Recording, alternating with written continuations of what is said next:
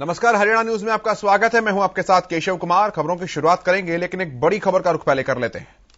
शाम 5 बजे तक 73.31% मतदान हो चुका। करीब 1,36,400 लोगों ने अपना वोट डाला है। अब 6 बजे तक मतदान खत्म हो चुका है और कुछ ही देर के बाद ताजा आंकड़ा भी आ जाएगा कि कुल मिलाकर एलनाबाद उपचुनाव में कितनी वोटिंग हुई। हालांकि अंदाजा इस बात का है कि वोटिंग 80% के पार हो सकती है और शाम 5 बजे तक ही 73% लोगों ने अपना वोट डाल दिया था। 1,36,400 लोग अपना वोट शाम 5 बजे तक डाल चुके थे। 6 बज चुके हैं। अब केवल उन्हीं लोगों को वोट डालने दिया जा रहा है जो पहले से लाइन में लगे थे, जो कि पोलिंग बूथ के अंदर थे, और वैसे वोट डालने का समय अब खत्म हो चुका है। करीब 1,36,400 लोग शाम को 5 बजे तक अपना वोट डाल चुके थे।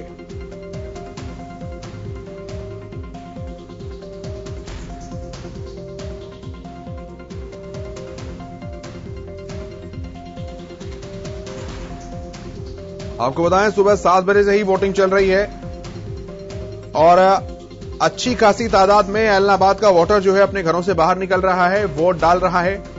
महिलाओं से लेकर बुजुर्ग और विकलांगों तक ने पूरे जोर शोर के साथ, पूरे हर्षोल्लास के साथ अपने मताधिकार का इस्तेमाल किया, वोट डाला है। और ईवीएम में अब सभी प्रत्याशियों की किस्मत कैद हो चुकी है और 2 नवंबर को जब ईवीएम का पिटारा खुलेगा तो पता लगेगा कि एलनाबाद का ताज जो है आखिर किसके सर पर सजता है। एलनाबाद की जनता, एलनाबाद की विधानसभा सीट से कौन विधानसभा में पहुंचता है।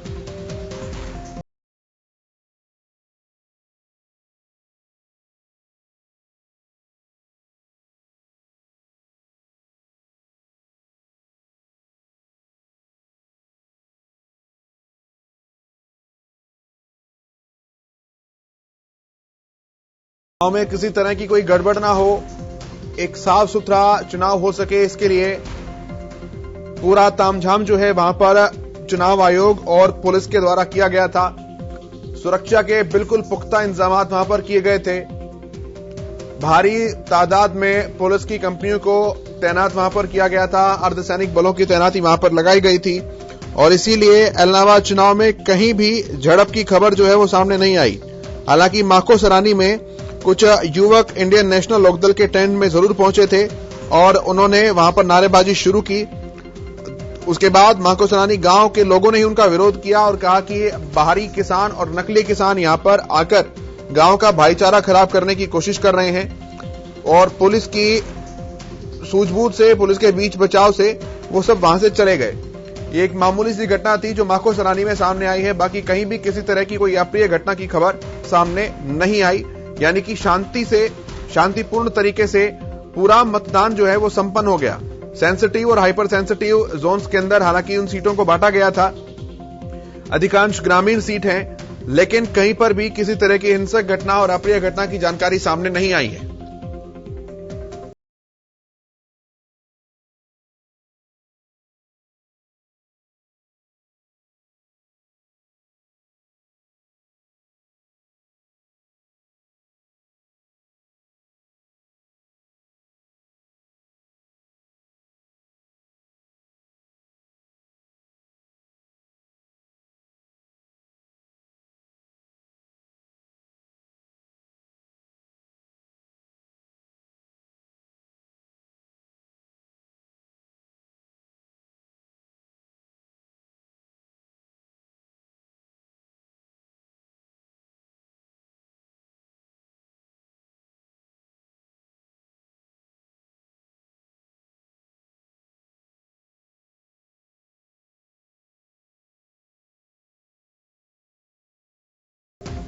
और संवाददाता अमित तिवारी हमारे साथ जुड़े हैं, उनका रुख करते हैं। अमित, 5 बजे तक 73% से ज्यादा मतदान वहां पर हो चुका था। अब कितना अनुमान है, क्योंकि आधिकारिक आंकड़ा तो अभी तक नहीं आया है, लेकिन क्या पिछली बार का रिकॉर्ड आंकड़ा तोड़ देगा? क्या कुछ स्थिति लगती है आपको?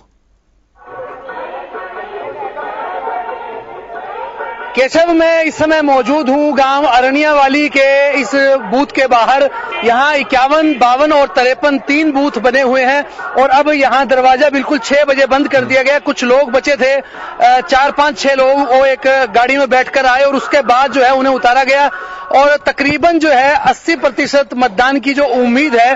हालांकि पिछली बार की अगर बात करें तो वो 83.71% मतदान हुआ था, लेकिन इस बार जो है वो अब तक जो 5 बजे तक जो मतदान प्रतिशत आया है वो 73.31 आया है और ऐसे में अब यह 6 बजे तक जो है वो बढ़कर 80% हो जाने की उम्मीद है। और इस बूथ पर जहां हम खड़े हैं यहाँ जो ईवीएम मशीनें हैं उन्हें अब सील करने की कार्रवाई चल रही है। सारे जो कागजात मिलाए जा रहे हैं अधिकारियों की ओर से और सुरक्षा बलों ने दरवाजा बंद कर दिया और किसी भी जो कोई भी शख्स वहां अंदर नहीं है। जो ड्यूटी पर जो पोलिंग कर्मचारी थे वे ही केवल अंदर हैं, बाकी आप देख सकते हैं वो बस है, वो सुरक्षा कर्मी उसी के बस में जाएंगे और उसी में ही सारी ईवीएम मशीनें यहां रखी जाएंगी। और प्रतिशत की जहां तक बात करें तो ऐलनाबाद ने रिकॉर्ड बनाने का ही काम किया है और इस बार भी ऐसा लगता है कि ऐलनाबाद अपना ही रिकॉर्ड तोड़ सकता है।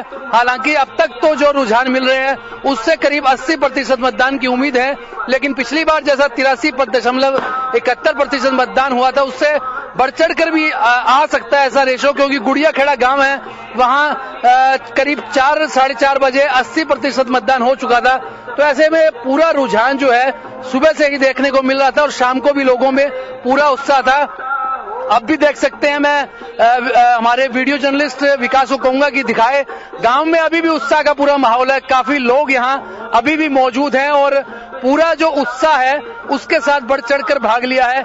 जब जनरल इलेक्शन की अगर बात करें 2019 में हुए, उस समय मतदान का एक रिकॉर्ड स्थापित किया ऐलनाबाद की जनता ने और ऐसा लगता है कि उपचुनाव में भी बड़ी भागीदारी, बड़ा उत्साह दिखाया है और इसी का उत्साह का परिणाम है कि जब मतदान बंद हो गया है, 6 बजे दरवाजे बंद हो गए हैं, उसके बावजूद गांव के लोग बड़ी संख्या में यहां मौजूद हैं, बड़े उत्साह के साथ मतदान किया। मैं जो मतदाता हैं उनसे ही जानते हैं किस तरह का माहौल देखने को मिला पूरा दिन। रोल फुल मिले जी देखने के लिए, बहुत बढ़िया। बड़ी भागीदारी जनता ने करी है। हाँ करिए जी, करिए फुल करिए मेहर।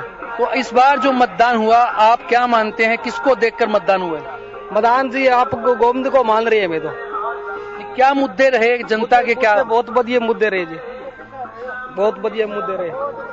तो गांवों में किस प्रकार का माहौल देखने को मिला? जो 45 क्षेत्र है 2008 के परिसीमन के बाद पहले दड़बा विधानसभा क्षेत्र था, उसे ऐलनाबाद में मर्ज कर दिया गया। अब क्या लगता है कि अब इस 45 की क्या भूमिका रहने वाली? भूमिका बहुत बढ़िया भूमिका लग रही है, बहुत बढ़िया लग रही है। और भी लोग मौजूद हैं हमारे साथ, इनसे भी जान लेंगे कि किस प्रकार का रुझान, कितने उत्साह के साथ आपने मतदान में भागीदारी करी, कितना उत्साहित था मतदाता? बहुत उत्साह, सब कुछ सारा गांव एक इकट्ठा है और कोई दिक्कत नहीं हुई, कोई झगड़ा वगड़ा कुछ नहीं हुआ। बढ़िया मतदान, 90% मतदान हुआ अरनिया वाली गांव में और सारे गांव का भाईचारा बढ़िया रहा। सबसे बड़ी बात यही है कि जो उत्साह के साथ मतदान भी हुआ और शांतिपूर्ण मतदान प्रक्रिया करवाने में ग्रामीणों ने बड़ी भूमिका निभाई, गांव का भाईचारा कायम रहा।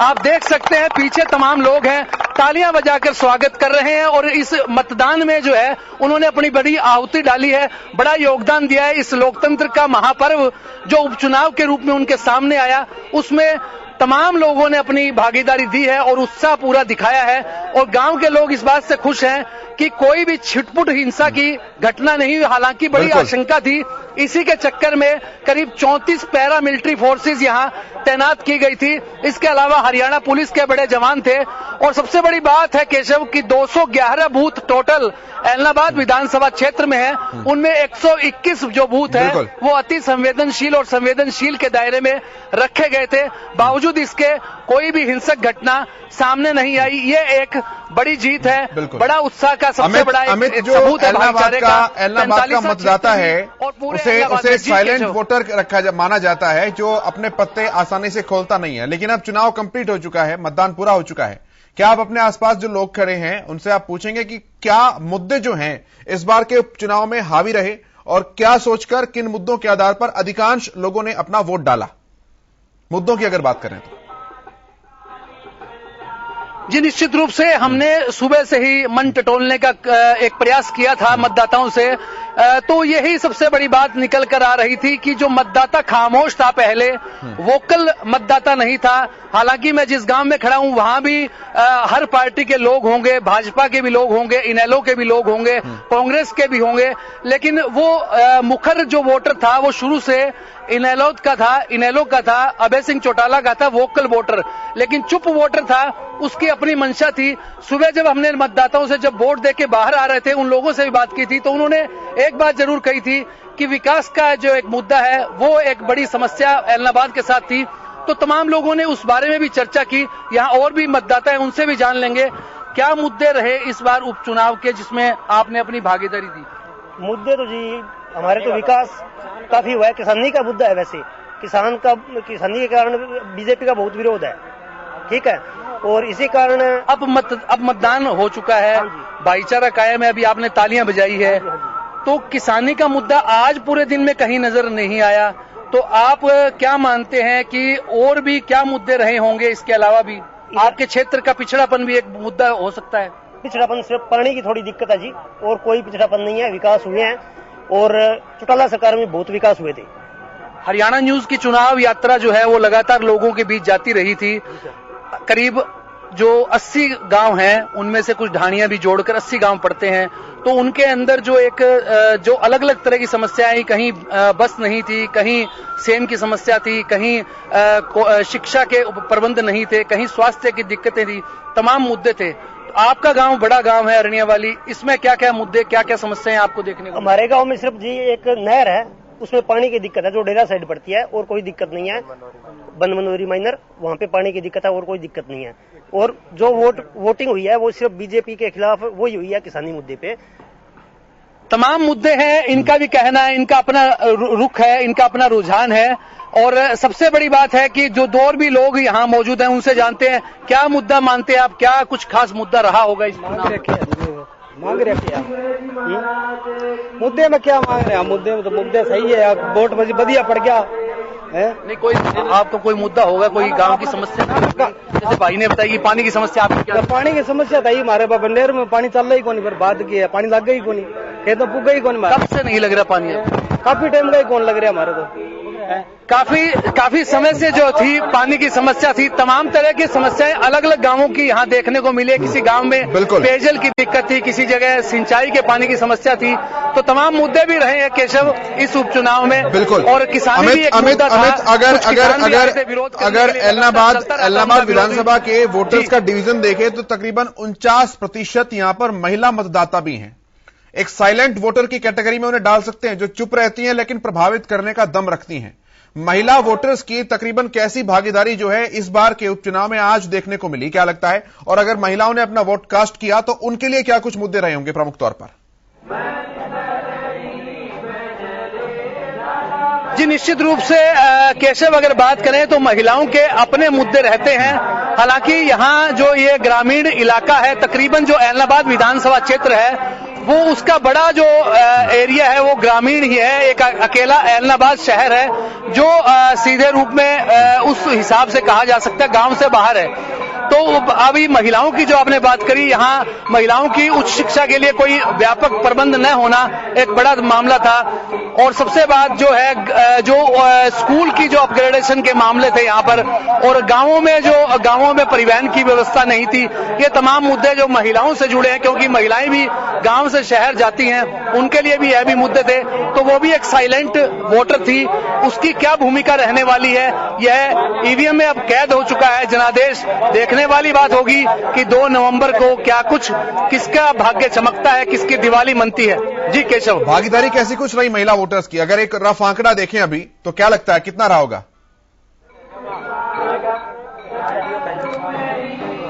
जी तकरीबन जो 80% के करीब जो मतदान की आवाज आ रही है, जो रुझान मिल रहे हैं, उसके मुताबिक एक बड़ी संख्या जो महिलाओं की है उसमें से 80% ही आप मान लीजिए जितने टोटल वोटर थे उनमें महिलाएं थी, उनके अंदर 80% की भूमिका उनकी भी रही है। हालांकि जो सुबह से जो रेशो चला, 7 बजे से हम कवरेज पर रहे, लोग नरमा चुगने के लिए अपने खेतों में काम करने जाने से पहले भी वोट डाल गए। कुछ लोग बचे थे, वे बीच में आकर भी गए और कुछ शाम के समय में भी आए। तो लगातार यह दौर चला। महिलाओं का भी इसी तरह से ही लगातार महिलाएं भी कतारबद्ध होकर यहाँ वोट डालने के लिए उत्साहित दिखाई दे रही थी। जी बिल्कुल ठीक है, बहुत धन्यवाद आपका अमित, बहुत धन्यवाद आपका। आप नजर बनाकर रखिए। बहुत धन्यवाद आपका इन तमाम बातचीत और जानकारी के लिए। तो संवाददाता अमित तिवारी हमारे साथ जुड़े थे। आर्नियावाली गांव, एलनाबाद का प्रमुख गांव, बड़ा गांव, जहां पर स्थिति क्या रही वो बता रहे थे। महिलाओं की भागीदारी अच्छी खासी रही है इस बार के भी चुनाव में, और इसके अलावा लोगों का यह कहना है कि उन्होंने विकास के मुद्दे पर इस बार वोट किया है। तो कुल मिलाकर अब ईवीएम के अंदर सभी प्रत्याशियों की किस्मत कैद हो चुकी है। 2 तारीख को जब ईवीएम का पिटारा खुलेगा तो पता लगेगा कि एलनाबाद की जनता किसे अपने यहां से विधानसभा भेजने का काम करती है। तब तक के लिए इंतजार करना होगा।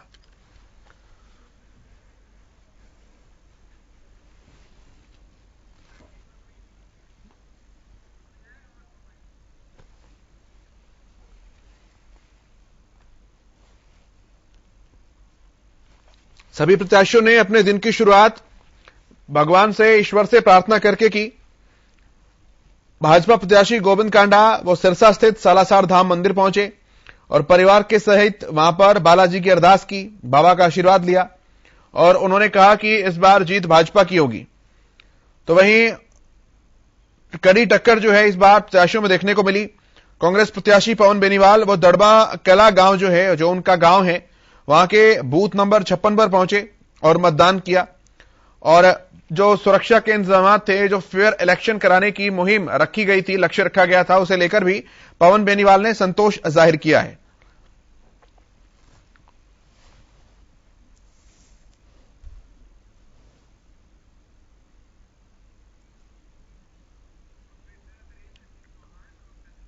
प्रोफेसर वीरेंद्र सिंह चौहान भाजपा के प्रवक्ता हमारे साथ जुड़े हैं, उनसे बातचीत करते हैं। प्रोफेसर साहब, बहुत स्वागत है आपका हरियाणा न्यूज पर। जी धन्यवाद। वोटिंग अच्छी खासी हुई है, फायदे में है या नुकसान में है?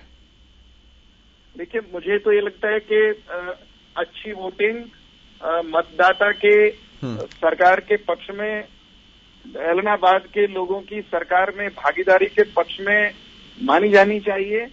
मतदाता अपना जो जनादेश है उसको ईवीएम मशीन में करीब करीब जमा कर चुका है, बंद कर चुका है। हम लोग आशावान हैं कि एलनाबाद का जो दुर्ग है, एलनाबाद की जनता जीतेगी और एलनाबाद की जनता भारतीय जनता पार्टी के लिए उस दुर्ग को जीत करके अपने प्रतिनिधि को कमल के निशान पर जिता करके विधानसभा में भेजने जा रही है।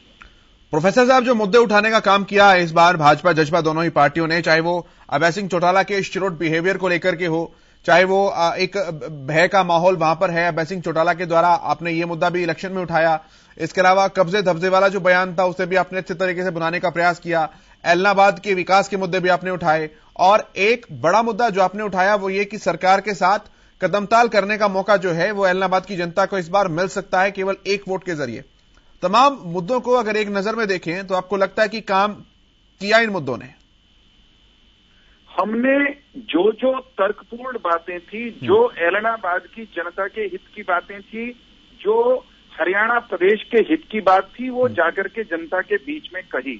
हमने, प्रतिपक्ष ने जिस तरह से, इंडियन नेशनल लोकदल ने सीधे तौर पर मैं कहूंगा ये चुनाव एलनाबाद की जनता पर मध्यावधि एक तरह से थोपा, हमने इस विषय को भी जनता के सामने रखा। और मेरा ये मानना है कि जिन जिन विषयों पर वहां पर हमारे स्टार प्रचारकों ने, हमारे नेताओं ने, हमारे कार्यकर्ताओं ने लोगों के बीच में जाकर अपनी बात की, तमाम विपरीत परिस्थितियों के बावजूद जो सकारात्मक सोच का मतदाता है उसको वो बात समझ में आई है और उसके परिणाम हमारे हक में जाने वाले हैं। हम तो इस बात को लेकर के पूरी तरह आशावान हैं। लोकदल का कहना है कि इस बार रिकॉर्ड वोटों से जीत रहे हैं वो। चलिए, जब मतदान होता है, जब कोई चुनाव होता है और जब आप चुनाव के मैदान में होते हैं, सब दल ऐसा कहते हैं। कोई ऐसा दल तो नहीं मिलेगा जो ये कहेगा कि मैं हारने वाला हूं। जो बिल्कुल कहीं दौड़ में नहीं है वो भी कई बार जीत का दावा करते हैं। प्रमुख राजनीतिक दल तो कहते ही हैं, क्योंकि टक्कर कांटे की होती है, ऊपर नीचे चीजें थोड़ा बहुत हो जाती हैं। लेकिन उनको ये कहने का हक है, उनके इस अधिकार पर, कहने के अभिव्यक्ति के अधिकार पर हमने कभी डाका नहीं डाला, हम डालने वालों में भी नहीं है। हाँ, उनके बारे में ये जरूर कुख्यात है इंडियन नेशनल लोकदल के बारे में कि वो जो है खूब अभद्रताएं करते हैं, अपने कार्यकर्ताओं के साथ भी करते हैं, साधारण जनता के साथ भी करते हैं। और ये मसला आपने देखा होगा कि इस चुनाव में धरातल पर इसकी चर्चा खूब हुई कि दादागिरी को जो है चुनौती देनी है, धक्केशाही को चुनौती देनी है, विनम्रता को, सादगी को इस बार विधानसभा में चुनकर भेजना है। अंततोगत्वा सब दल अपनी बात कहते हैं, हमने अपनी कही, उन्होंने अपनी कही, कांग्रेस ने अपनी कही, कंफ्यूज किसान, कथित किसान आंदोलनकारियों ने अपनी कही, कोई उनमें से चौटाला के पक्ष में बोला, कोई उनमें से कांग्रेस का समर्थक नजर आया। उसके बाद आखिरकार हम सबको ये बात माननी पड़ेगी और कहनी चाहिए खुले दिल से कि प्रजातंत्र में आखिरी निर्णय तो मतदाता को करना है। वो प्रजातंत्र का भगवान है, वो प्रजातंत्र का न्यायाधीश है। मतदाता को जिसकी बात जैसी जची उसने आज अपना काम कर दिया। ईवीएम का बटन दबाते समय हमने अपनी वकालत कायदे से की, पूरी ताकत के साथ, पूरी शिद्दत के साथ की। ठीक है, ठीक है सर, मैं आता हूं आपके पास वापस। हमारे साथ कृष्णमूर्ति हुड्डा जी जुड़े हैं, कांग्रेस के पूर्व मंत्री रहे हैं। हुड्डा साहब, बहुत स्वागत है आपका हरियाणा न्यूज पर। धन्यवाद जी। कैसा रहा सर चुनाव? चुनाव बहुत अच्छा रहा। हम तो लोग वहां अलाउड नहीं थे, लेकिन हमने लोगों से टेलीफोन पे बात की, अच्छा मतदान हुआ है। जो चुनाव से पहले बात देखने को मिल रही थी कि हुड्डा बनाम शैलजा वहां पर चल रहा है, पार्टी एकजुट नहीं है, संदेश आप लोगों ने देने की कोशिश की, ठीक ठाक रहा वो मिलाकर सब कुछ? पार्टी एकजुट रही है। भूपेंद्र सिंह हुड्डा स्वयं आए हैं, उनके बेटे आए हैं। शैलजा जी तो वहां उन्होंने धुआंधार प्रचार किया है, वो पूरा 1 महीना वहां डटी रही और वो पार्टी की बहुत बड़ी लीडर हैं और उनका अपना चुनाव क्षेत्र भी है। 3 बार उनके पिताश्री चौधरी दलबीर सिंह वहां के एमपी रहे हैं, 2 बार वो स्वयं रही हैं। तो शैलजा जी का तो घर है वो।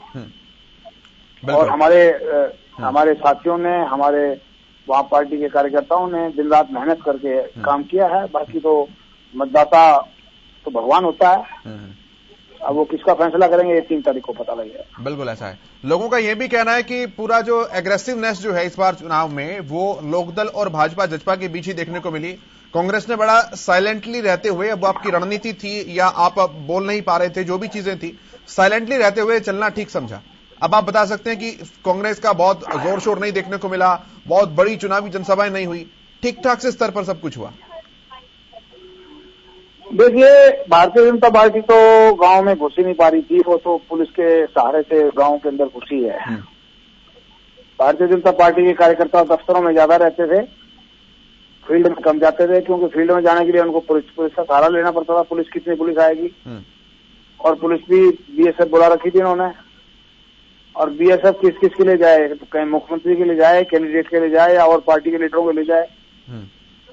तो यह है कि भारतीय जनता पार्टी के कार्यकर्ता तो जा ही नहीं पाए गांव में। वो तो सिर्फ गांव में अपनी हाजिरी सी लगा के आए हैं, ना पूरी तरह से प्रचार कर पाए हैं, ना कर पाए। हमने तो गांव में गए हैं, घर घर में, मैं खुद गया हूँ। मैं कम से कम 7-8 गांव के अंदर वहाँ आम आदमी के साथ बैठ के मैंने बात की है जी। हमारे गांव के बहुत से गांव थे, हमारे मेरी अपने गोद के गांव से, हुड्डा के गांव से, उनमें भी गया हूं मैं। तो वहाँ हमने तो खुद डट के प्रचार किया है जी। अभय सिंह चौटाला ने जो बयान दिया था कब्जे धब्जे वाला, पवन बेनीवाल यानी कि आपके कैंडिडेट के ऊपर जो एलिगेशन एक तरीके से उन्होंने लगाया था, नुकसान किया उसने कुछ या उल्टा उन्हीं को नुकसान पहुंचाया? देखिए, वो एलिगेशन तो इलेक्शन में लगते ही है, सब पे एलिगेशन लगते हैं। किस पे एलिगेशन नहीं लगे? किसी पे किसी तरह का एलिगेशन लगा, किसी पे किसी तरह का लगा है। आज कोई दूध का धुलावा तो कोई भी नहीं था, सब पे एलिगेशन लगे हैं। अब तो चुनाव खत्म हो चुका, मैं वो एलिगेशन बताने की कोई मैं जरूरी नहीं समझता। नहीं तो कौन सा कैंडिडेट थे, तीनों कैंडिडेटों के खिलाफ। हुड्डा साहब, चुनावी विश्लेषकों ने यह भी कहा कि उपचुनाव स्थानीय मुद्दों पर लड़ा जाना चाहिए था, स्थानीय मुद्दों पर ही लड़ा जाता है आमतौर पर, लेकिन कांग्रेस ने महंगाई, बेरोजगारी, प्रदेश स्तरीय मुद्दों को खासतौर पर तरजीह दी। तो आपको लगता है कि ये रणनीति जो है वो आपके लिहाज से काम कर रही है या किया उसने? देखिए, मैंने लोगों से बात की, बहुत लोगों से, जिन लोगों ने पिछले चुनाव में लोकसभा में, विधानसभा में भारतीय जनता पार्टी को वोट किया था, वो इस बार दुखी थे कि महंगाई बहुत होगी, हर रोज पेट्रोल डीजल बढ़ जाते हैं, रसोई गैस रिकॉर्ड तोड़ बढ़ोतरी हो रही है, और पेट्रोल का तो दुनिया में सबसे ज्यादा अगर पेट्रोल महंगा है तो वो हिंदुस्तान में है। आज ये हालत है कि हम टीवी खोलते हैं 35 पैसे बढ़ जाता है, एक महीने में कई रुपए बढ़ जाता है, और साल में 23 रुपए बढ़ जाता है। तो आज हालत हमारी खुद की बड़ी खराब है कि हम पेट्रोल डलवाने जाते हैं, पहले 3,000 में हमारी टंकी फुल होती थी, अब 5,000 6,000 में फुल हो रही है। तो इस बात का आम आदमी को दर्द है, आम आदमी महसूस करता है कि महंगाई हुई है और रोजगार के अवसर है नहीं इस सरकार में, ना नीचे है ना ऊपर है। तो ये मुद्दे हमने लिए, महंगाई हमने और ये लिए, और भी मुद्दे तो इतने मुद्दे हैं कि पूछो ना, मुद्दे ही मुद्दे हैं। तो यही तो राजनीतिक विश्लेषक कह रहे हैं सर कि उपचुनाव में स्थानीय मुद्दों को उठाना चाहिए था और कांग्रेस जो है वो राष्ट्रीय मुद्दों को उठा रही थी। देखिए, राष्ट्रीय मुद्दे तो उठाने चाहिए, सारे मुद्दे उठाने चाहिए। आज हर आदमी की जेब कट रही है, हर आदमी अपने आप को ठगा हुआ महसूस कर रहा है। आज जिसका घर का बजट 15,000 था वो 25,000 30,000 पहुंच गया है। कहां से पैसा लेके आए? रोजगार है नहीं, पीछे रोजगार खत्म हो गए इसमें कोरोना में। तो आम आदमी अपने आप को ठगा सा महसूस कर रहा है इस सरकार में। जी, लोग इसे इस तरीके से भी ले सकते हैं हुड्डा साहब कि कांग्रेस के पास हो सकता है स्थानीय मुद्दे रहे ही ना, जो राष्ट्रीय मुद्दों को यहां पर उठा रही है। देखिए, सब कुछ था हमारे पास जी, हमने हर मुद्दा उठाया, एक एक चीज उठाई जी। शुरू में वहां के लोगों का मन था कि वैसे चौटाला को भी ना दे, क्योंकि बार बार इनको वोट दे चुके हैं, कई बार नहीं, अनेकों बार दे चुके हैं, कितनी बार दें इनको वोट। तो ये मामला भी था कि इस बार इसको वैक्सीन को भी वोट नहीं देनी चाहिए।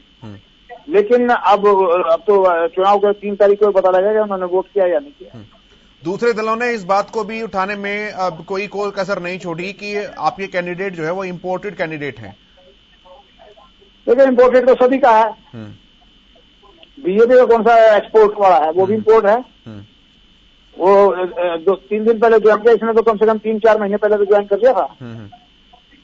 बीजेपी का कैंडिडेट तो 3 दिन पहले ज्वाइन किया उसने। नहीं, लोकदल वाले कह रहे हैं इस बात को। लोकदल वाले कह रहे हैं इस बात। मैं कह रहा हूं आपको कि बीजेपी का कैंडिडेट 3 दिन पहले ज्वाइन किया। लोकदल वाले आपके बारे में कह रहे हैं कि पवन बेनीवाल जी जो हमारे वाले ने तो बहुत पहले ज्वाइन कर, 3 महीने 4 महीने पहले ज्वाइन कर लिया। जी, मतलब इस बात से कोई खास फर्क पड़ा नहीं दिखाई दिया इस चुनाव पे। आजकल राजनीति में कोई फर्क नहीं पड़ता इन चीजों से। लोग पार्टी को वोट करते हैं, कैंडिडेट अच्छा हो तो उसका एडवांटेज होता है। ठीक है सर, हुड्डा साहब बहुत धन्यवाद आपका हरियाणा न्यूज के साथ जुड़ने के लिए, अपना कीमती समय देने के लिए, हमारे साथ बातचीत करने के लिए बहुत धन्यवाद आपका। तो कृष्णमूर्ति हुड्डा जो कि पूर्व मंत्री रहे, वो हमारे साथ मौजूद थे। तमाम सवालों को लेकर हमने उनसे बातचीत की और उनका भी यही कहना है, जो कि आमतौर पर चुनाव खत्म होते ही सभी राजनीतिक पार्टियां दावा करती ही हैं कि उनका मत प्रतिशत बड़ा अच्छा रहा, लोगों ने उनके पक्ष में वोट डाला और निश्चित तौर पर जीत उनकी होनी है। और इसी कड़ी में वो भी अपनी बात रखते हुए नजर आए। लेकिन अब फैसला जो है जनता ने ईवीएम में कैद कर दिया है। 2 नवंबर को ही ये बात स्पष्ट हो पाएगी कि कौन जीता, कौन हारा, किसके हाथ आशा लगी, किसके हाथ निराशा लगी, किसके हाथ हार लगी, किसके हाथ जीत लगी।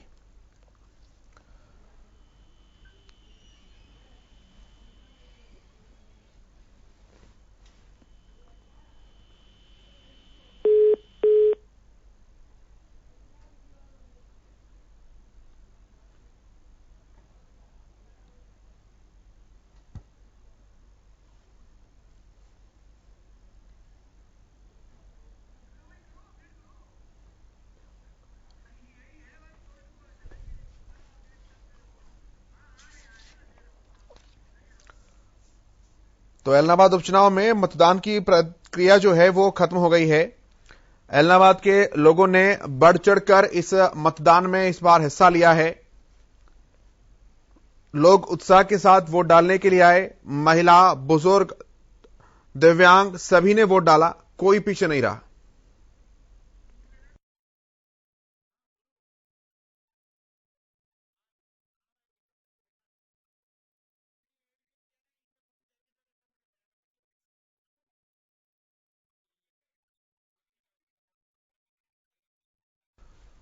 तो एलनाबाद में लोग बड़ी मात्रा में वोट डालने के लिए आए।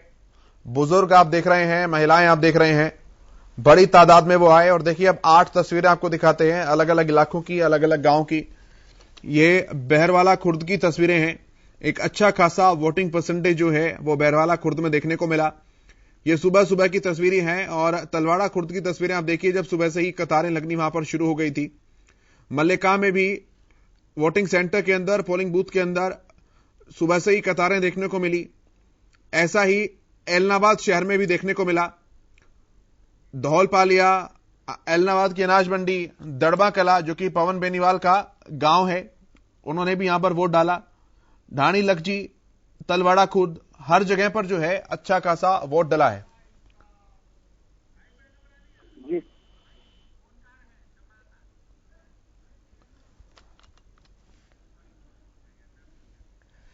इंडियन नेशनल लोकदल के प्रवक्ता ओंकार सिंह जी हमारे साथ जुड़े हैं। ओंकार सिंह जी, बहुत स्वागत है आपका हरियाणा न्यूज पर। जी धन्यवाद जी। कैसा रहा सर चुनाव?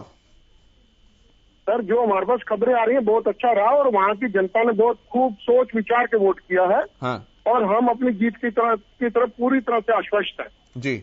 ये किसान की जीत है, ये 3 कृषि बिलों के अगेंस्ट जीत है और ये न्यूनतम समर्थन मूल्य प्राप्ति की जीत है जी। भाई अभय सिंह चौटाला पे अभी तक 3 बार एलनाबाद की जनता विश्वास जता चुकी है और हमें पूर्ण उम्मीद है भारी बहुमत से इनेलो दोबारा वापसी करेगी। एलनाबाद की जनता भाई अभय सिंह चौटाला पर दोबारा विश्वास जता रही है।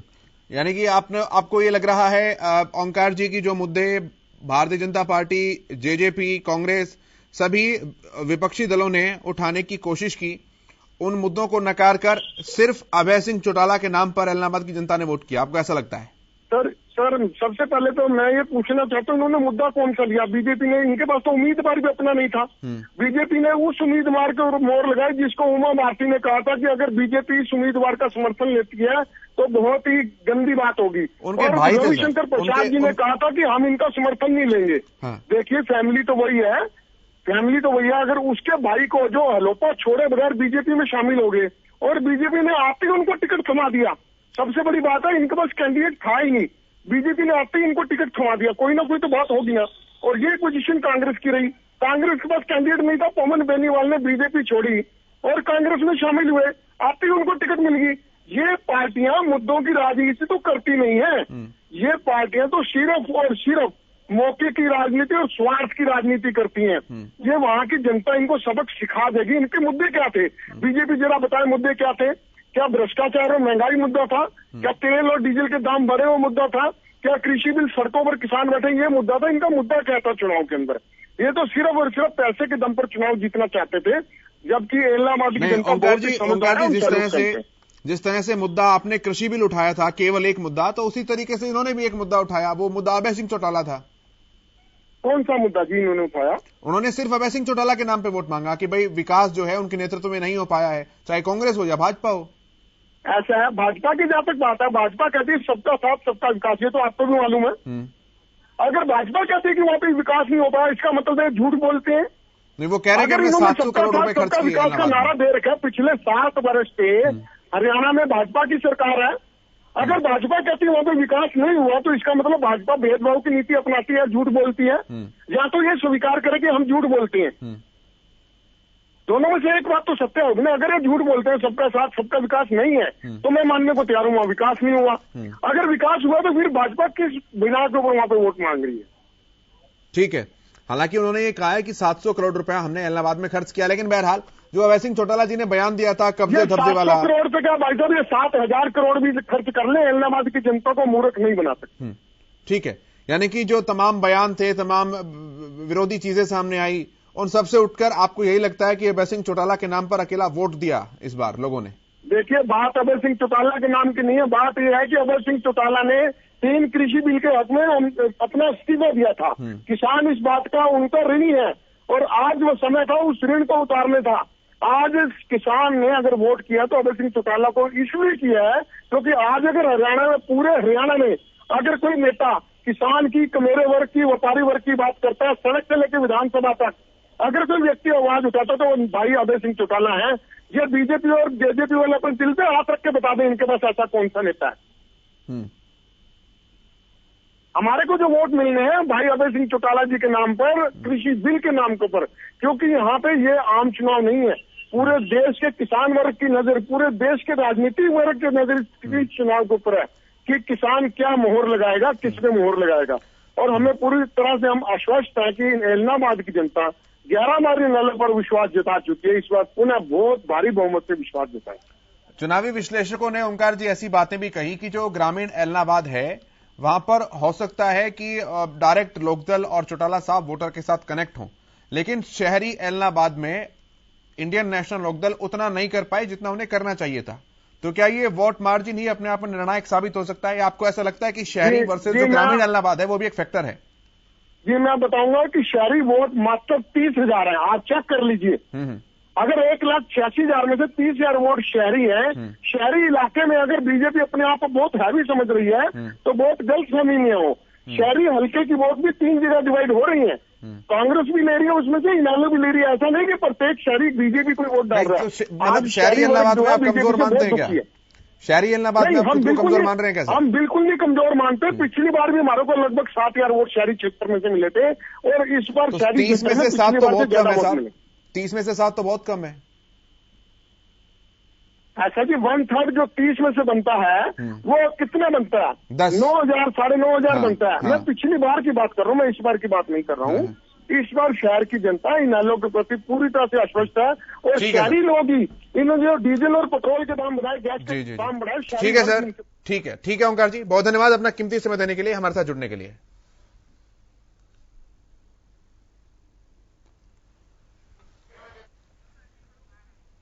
तो उपचुनाव में प्रत्याशियों की कड़ी टक्कर के बीच जो है इस बार सभी एलनाबाद के लोगों ने अपना वोट डाला, अपने मताधिकार का इस्तेमाल किया। विधानसभा उपचुनाव में मतदान प्रक्रिया खत्म हो गई है। गोविंद कांडा के बेटे धवल कांडा ने भी मतदान केंद्रों का दौरा किया। गोविंद कांडा ने भी मतदान केंद्रों का दौरा किया और अपनी अपनी जीत का दावा भी किया। एलनाबाद में लोग काफी उत्साहित दिखे। एक सबसे अच्छी खबर जो इस बार चुनाव में रही, जो कि एक अच्छे लोकतंत्र की पहचान करवाती है, वो ये कि कहीं पर भी कोई बड़ी अप्रिय घटना देखने को नहीं मिली, और इसके लिए बधाई के पात्र हैं चुनाव आयोग और पुलिस व्यवस्था जो वहां पर लगाई गई थी, कि उन्होंने बड़े अच्छे तरीके से, बड़े शांतिपूर्ण तरीके से, बड़े सौहार्दपूर्ण तरीके से इस पूरे चुनाव को संपन्न करवाया। अगर बहुत छोटी 1-2 घटनाओं को छोड़ दें, जैसे माखो सरानी में जब कुछ किसान वहां पर, नकली किसान वहां पर पहुंचे विरोध करने के लिए, तो उल्टा गांव वालों ने ही उन्हें नकली किसान की संज्ञा दे दी और नारे लगाने शुरू किए, नकली किसान वापस जाओ। और उन्होंने ये भी कहा कि गांव का भाईचारा खराब करने की कोशिश कुछ बाहरी लोगों के द्वारा की जा रही है।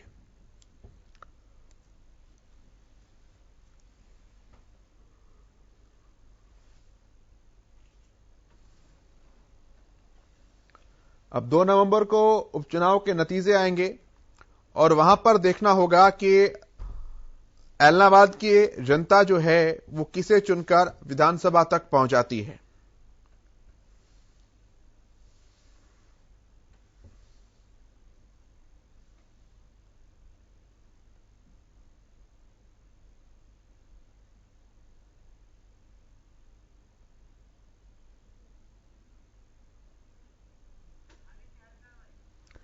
खालिद चहलका जी कांग्रेस के प्रवक्ता हमारे साथ जुड़े हैं। खालिद जी बहुत स्वागत है आपका। केशव भाई नमस्कार। खालिद जी कैसा रहा चुनाव पूरा? चुनाव मैं समझता हूं कि वहां के लोगों ने, एलनाबाद के लोगों ने बढ़ चढ़ का हिस्सा लिया, लेकिन अभी आप थोड़ी देर पहले आपने शायद एक वीडियो देखा था कि एक वीडियो वायरल हुआ पंजाब केसरी की साइट पे, वो चल रहा है, जिसमें एक आदमी पकड़ा गया जो ये नोट देकर वोट की बात वहां पे हो रही है, और वो सीधा सीधा इल्जाम लगा रहा है बीजेपी के प्रत्याशी पर। उसको पुलिस ने अरेस्ट किया है। तो ये जो सब चीजें हुई, मैं एलनाबाद के लोगों को मुबारकबाद देता हूं कि उन्होंने बढ़ चढ़कर इस मतदान में हिस्सा लिया। लेकिन कहीं न कहीं सरकार की लोकप्रियता पर, सरकार के सबका साथ सबका विकास पर एक तरह से ये एक बहुत बड़ा धब्बा है कि वहां पर बीजेपी के प्रत्याशी द्वारा नोट के बदले वोट लेने का मामला सामने आया है। बिल्कुल खालिद भाई, इस तरह की कुछ वीडियोस आई भी हैं और उसमें अलग अलग पार्टियों पर एलिगेशन लग रहा है। कहीं कांग्रेस को लेकर बात कही जा रही है, कहीं लोकदल को लेकर बात कही जा रही है। तो जब तक उसकी जांच पूरी नहीं हो जाती, वो केवल एक आरोपी है, खैर, लेकिन अगर कुछ खुले तौर पर देखा जाए, क्योंकि अभी कुछ ही देर पहले हमारे साथ कृष्णमूर्ति हुड्डा जी जुड़े थे, कांग्रेस के प्रवक्ता, कांग्रेस के मंत्री रहे, पूर्व मंत्री। वो कह रहे थे कि एलनाबाद की जनता ने इस बार पवन बेनीवाल को खुले मन से वोट दिया है। यही सवाल मैंने भाजपा के प्रवक्ता से किया था, यही सवाल मैंने लोकदल के प्रवक्ता से भी किया था, यही सवाल मैंने आपसे भी किया था, और सभी ने अपनी अपनी जीत का दावा किया है। लेकिन देखिए बात क्या है केशव जी, मैं समझता हूं कि जो आशंका पहले जताई गई थी कि वहां पे इस तरह की चीजें होंगी, और ये हम ये समझ सकते हैं कि वहां के लोगों का परिपक्वता कहेंगे कि कोई बहुत बड़े हादसे या इस तरह की चीजें नहीं हुई, जिस तरह की वहां भाजपा की और आने की तैयारी थी। वहां पे जिस तरह की बातें सामने आ रही थी कि हत्याएं भी हो सकती है, इतना बड़ा पुलिस बल वहां पे तैनात किया गया कि वो चीजें तो चलो हम ये कहते हैं कि ऊपर वाले की कृपा से और वहां के लोगों की सूझबूझ से नहीं हुई। ऐसा भी दिन में एक मामला आया कि भाजपा के प्रत्याशी जब वहां वोट डालने गए तो लोगों ने उनके खिलाफ नारे लगा दिए। बहुत सारी चीजें वहां देखने को मिली हैं, और मैं समझता हूं कि जो घर कहते थे उनको भी संघर्ष करना पड़ा, और जो सबका साथ सबका विकास कहते हैं, सत्ता के दम पर उसकी जीत का वादा कर रहे थे, मैं समझता हूं उन सब लोगों को एक जवाब दिया होगा एलनाबाद के लोगों में, जो 2 तारीख को आप सबके और हमारे सामने होगा, और कांग्रेस पार्टी का प्रत्याशी अच्छे मार्जिन से वहां जीत हासिल करेगा। ठीक है सर। प्रोफेसर जेएस नैन, पॉलिटिकल एक्सपर्ट भी हमारे साथ जुड़े हैं। नैन साहब, बहुत स्वागत है आपका। हाँ, नमस्कार जी। वोटिंग सर अच्छी खासी हुई है, आंकड़ा तकरीबन आइडिया ये कहता है कि 80 को क्रॉस कर चुका है। किसके पक्ष में, किसके विपक्ष में, किसे फायदा, किसे नुकसान पहुंचा सकती है, आपका आंकलन क्या कहता है? ऐसा है कि शुरू से ही ये इलेक्शन इस तरीके से चला कि जब बीजेपी जो है ना वो उसके कैंडिडेट जाते थे और उसका बायकॉट किया जाता था, तो इसका सीधा सीधा असर जो है ना वो किसान मूवमेंट का इस इलेक्शन पर पड़ा है। और जिसकी वजह से हालांकि पार्टी ने भी एक कैंडिडेट को खड़ा किया जो पहले बीजेपी का था, उसके बाद जो बीजेपी है उसका भी एक उसी 2-3 दिन पहले ही उसको बीजेपी ज्वाइन कराएगी और उसके बाद उसको आया गया। तो हर पार्टी ने इलेक्शन लड़ा, हर मन में सबके पता है सबको कि कौन जीतने वाला है और कितनी वोटें किसकी आएंगी। परंतु एक चीज ये है कि तीनों पार्टियों ने पूरा जोर लगाया है, और आमतौर पर एक बड़ी क्लियर सी बात है कि अगर अभय सिंह चौटाला ये चुनाव नहीं जीतता तो इन्हें लोग खत्म हो जाएगी। इसलिए ये तो हम सोच नहीं सकते कि अभय सिंह चौटाला यहाँ से ना जीते। वो पहले भी हैट्रिक लगा चुका है और 3 बार वो एक चुनाव जीत चुका है, और अब भी चुनाव तो वो जीतेगा। हाँ, जो 2 दिन में ये हुआ कि किस तरीके से नोट बटे हैं, इसी तरीके से वीडियो आए हैं, लोगों को गांव में जाकर जो है ना वो कई जगह कहा है कि मदद भी की गई है पुलिस की तरफ से या किसकी तरफ से, कि उनको कारें आई हैं उनमें पैसा था वो बांटे गए, और कई बार वीडियो दिखाए गए हैं उस चीज के। ये लोकतंत्र के लिए बड़ी गलती, लोकतंत्र को ये बदनाम करती है। हालांकि हर इलेक्शन में ऐसा होता है, कोई ये नहीं इलेक्शन किसमें है, हर इलेक्शन में 2 दिन पहले जब इलेक्शन का जो वो खत्म हो जाता है, जो खत्म हो जाता है, तो उसके बाद 2 जो रातें होती है उसमें पैसा हर पार्टी बांटती है, और यहाँ पर भी ऐसे हुआ है। और खासकर जैसे कि ये वीडियो मैंने देखे हैं कई कि बीजेपी के कैंडिडेट जो है ना वो पकड़े गए और उसके बाद उनको इलेक्शन कमीशन पे भी उनकी वो रिपोर्ट की गई है, परंतु मैंने देखा है कि इलेक्शन कमीशन भी कुछ नहीं करता इसमें, और आमतौर पर ये सारी चीजें करते हैं, कोई ज्यादा करते हैं कोई कम करती है। और जो नैन साहब, जो मुद्दे भाजपा ने और कांग्रेस ने उठाने की कोशिश की थी, जो अभय चौटाला का श्रूड बिहेवियर बताया था और विकास का मुद्दा बताया था, क्या लगता है कि वो काम किया उन मुद्दों ने? उन मुद्दों कोई काम नहीं किया यहाँ, क्योंकि लोगों को यहाँ अगर काम किया है तो किसान मूवमेंट ने काम किया है, किसान आंदोलन ने काम किया है। मैंने काफी वीडियोस देखे हैं, उन वीडियो में एक ही चीज होती थी, कहता हम तो पहले ही आप चौटाला को मुख्यमंत्री मानते हैं, हमारा तो मुख्यमंत्री वो है। तो लोगों के लिए इसका मतलब ये है कि पहले 3 टर्म में उस आदमी ने काम किया है। और जहां तक रूड बिहेवियर की थी, ये पहले कहा करते थे कि उनका रूड बिहेवियर है, परंतु अब जिस तरीके से वो एक उनके एज ए पॉलिटिशियन निखार आया है और विधान। ठीक है नैन साहब, बहुत धन्यवाद आपका। तो कई तरह के एलिगेशंस लगाए जा रहे हैं, कुछ वीडियोस हमारे पास भी सामने आए हैं, लेकिन हम उनमें से किसी भी वीडियो की पुष्टि जो है एक जिम्मेदार चैनल होने के नाते अभी नहीं कर रहे हैं, क्योंकि जब तक जांच नहीं हो जाती वो केवल आरोप हैं। कई जगह से यह दावा किया जा रहा है कि कांग्रेस के जो प्रत्याशी और उनके समर्थक हैं वो इस तरह की चीजें लालच देकर लोग लुभावन तरीके जो है वो लेकर वोट बटोरते हुए नजर आए। कहीं इंडियन नेशनल लोकदल पर गुंडागर्दी का आरोप लगाया गया, उन पर भी चीजें बांटने का आरोप लगाया गया। लेकिन जब तक चुनाव आयोग इन बात की प्रामाणिकता साबित नहीं कर देता है, तब तक ऐसा कुछ भी कहना जो है वो समझदारी नहीं होगी, जिम्मेदारी नहीं होगी।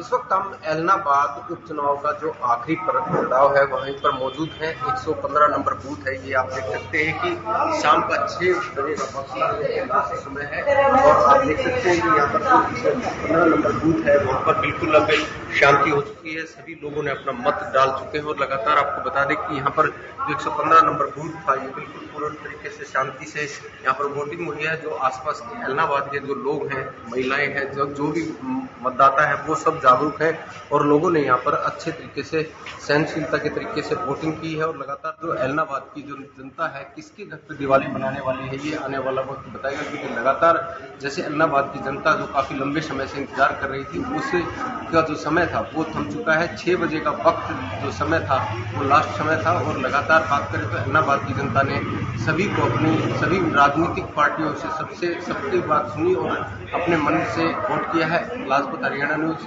एलनाबाद।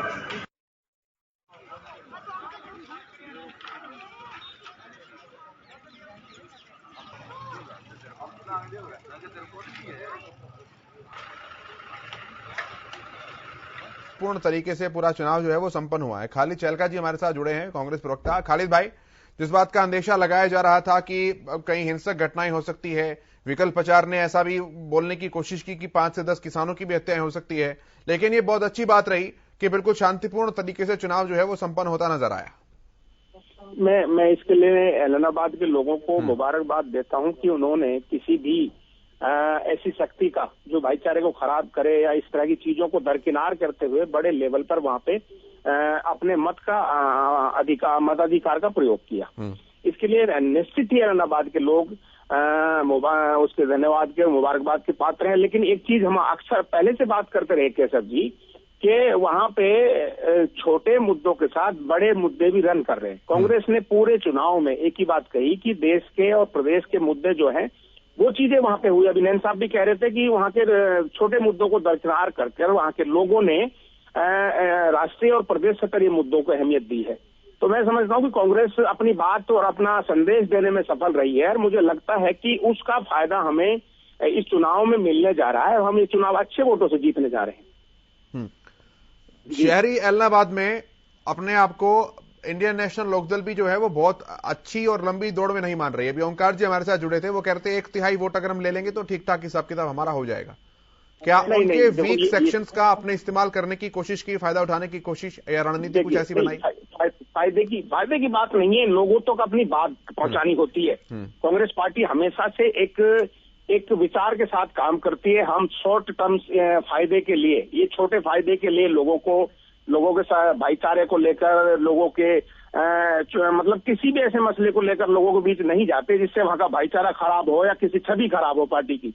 हम हमेशा कांग्रेस पार्टी हमेशा राष्ट्रीय मुद्दों की, प्रदेश स्तरीय मुद्दों की बात करती है, जिसमें हमने एलनाबाद के मुद्दों को इंक्लूड करके लोगों के सामने अपनी बात रखी। और हमें आशा ही नहीं, पूरी उम्मीद है केशव जी कि वहां पर बहुत अच्छा परिणाम कांग्रेस पार्टी के फेवर में आने जा रहा है। लेकिन ये दुर्भाग्य रहा कि लोकतंत्र की हत्या करने वाले, और मैं समझता हूं कि जिस चीज के लिए भाजपा जानी जाती है प्रदेश में और देश सतह पर, उस तरह की चीजें वहां सामने आई। नोट के बदले वोट देना, प्रशासनिक चीजों का गलत उपयोग करना, ये सारी चीजें बहुत बड़े लेवल पे वहां सामने आई हैं। ये किसी भी तरह से लोकतंत्र के लिए, अच्छी राजनीति के लिए अच्छा संदेश नहीं है। मैं समझता हूं कि बहुत जल्दी भाजपा से और इस देश से और प्रदेश से, ये देश और प्रदेश छुटकारा पाने वाला है, क्योंकि उनकी राजनीति मात्र एक एजेंडा है, भाईचारे को बिगाड़ेंगे और लोकतंत्र को खत्म करेंगे। ये सारी चीजें हैं जिनको प्रदेश और देश के लोग समझ चुके हैं। ठीक है खालिद भाई, बहुत धन्यवाद आपका हरियाणा न्यूज के साथ बातचीत करने के लिए, जुड़ने के लिए।